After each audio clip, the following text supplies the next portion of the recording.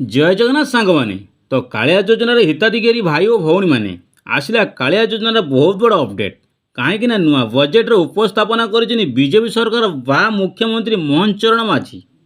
तो कालिया योजना नाम चेंज करी कौन रही ना सीएम योजना रही। तो से आपण मानक कौन सब करने पड़ो यार क्यों सब डॉक्यूमेंट लगे यार लास्ट डेट के तारीख तो कहीं खूब शीघ्र सीएम योजना टंका मिलवाक जाऊँगी। तो से आपण मैंने कौन सब अपडेट कले आपण मैंने सीएम योजना टंका पाइपर एपाई आपण मानक ये वीडियो रे सबकि कहबी। जदि वीडियो को नुआ कर आसने चैनल को लाइक एंड सब्सक्राइब करदे। तो सांग मैंने जुलाई 25 तारीख थिला ओडिशार राज्य बजेट।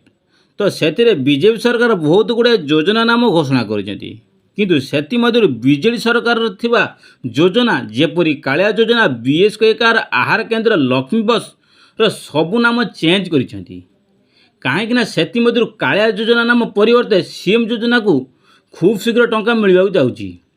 तो से आपण सब डॉक्यूमेंट रेडी करी रखंतु कहीं आपण माने 2 सप्ताह भितर आपणकर यही सीएम योजनार आवेदन प्रक्रिया आरंभ हो।